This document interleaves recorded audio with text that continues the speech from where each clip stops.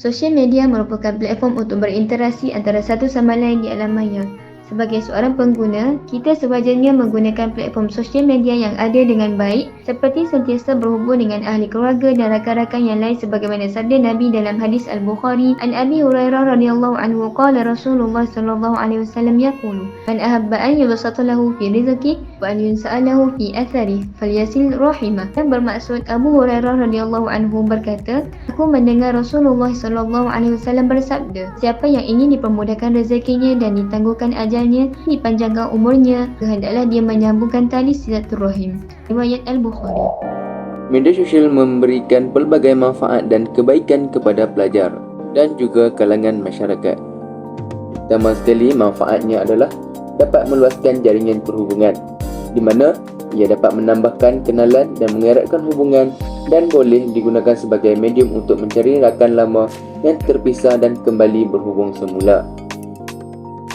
Melalui penggunaan media sosial seperti WhatsApp, WeChat, Telegram dan sebagainya, kita dapat mengenali pelbagai orang dari latar belakang yang berbeza di seluruh dunia. Dengan adanya media sosial ini, kita dapat berhubung dengan sesiapa sahaja yang kita inginkan, tidak kira waktu, tempat dan jarak.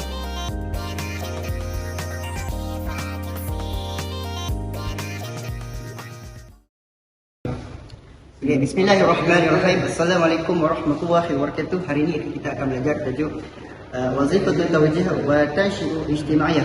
Okey, inna muhimmun i'lam bisali ay. Seterusnya, seperti mana yang kita ketahui, media sosial kebaikannya adalah dapat menjadi medan perkongsian ilmu yang sangat efektif.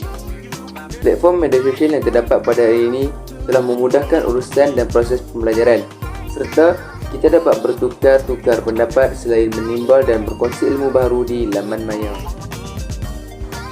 Dalam era digital seperti hari ini, media sosial telah memainkan peranan penting serta menjadi platform yang sangat popular untuk berkongsi maklumat, pengetahuan dan pengalaman, khususnya kepada kalangan guru dan juga pelajar. Seterusnya, kebaikan media sosial ialah sumber menjana pendapatan, di mana remaja ataupun pelajar dapat mempromosikan dengan mudah dan berkesan tanpa memerlukan modal yang besar. Perkembangan teknologi dan kebergantungan orang ramai kepada media sosial seperti TikTok menjadikan aplikasi paling popular yang digunakan di seluruh rantau Asia. Sebagai contoh, kesan aplikasi TikTok telah memacu perniagaan pendidikan di rantau Asia Tenggara. Aplikasi TikTok juga turut dilihat sebagai saluran pendapatan baru bagi kalangan pelajar, pengguna dan perniagaan di rantau ini. Media sosial mempunyai pelbagai cabaran. Antara cabarannya ialah fake news atau berita palsu. Ketulinan dan kesahihan sesuatu berita adalah sangat penting untuk memastikan kita tidak terpedaya dengan maklumat yang tidak benar atau palsu.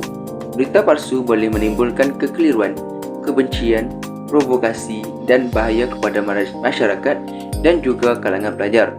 Oleh itu, kita sebagai seorang pelajar perlulah menggunakan kaedah tabayun untuk memeriksa sumber dan fakta berita yang kita terima sebelum menyebarkan atau mempercayainya. Tabayun bermaksud mengesahkan dan mensahihkan sesuatu berita dengan cara yang betul dan adil.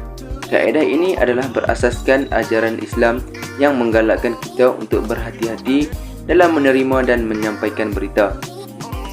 Seterusnya, pergaulan tanpa batas adalah pergaulan yang tidak mengikuti norma atau aturan yang berlaku di kalangan masyarakat dan juga pelajar.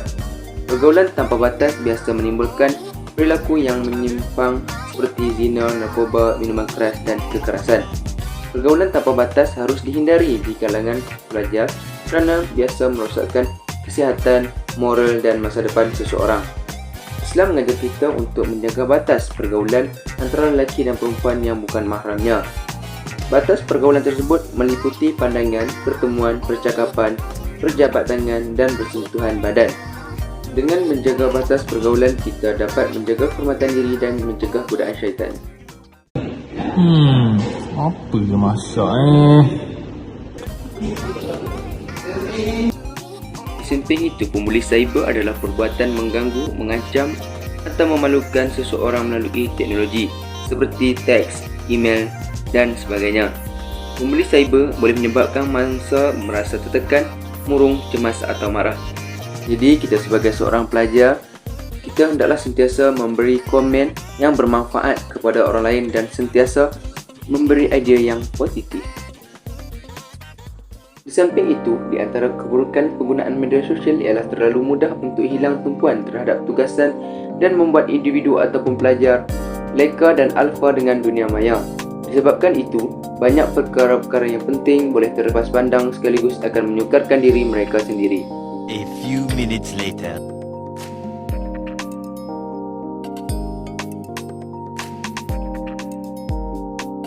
One hour later.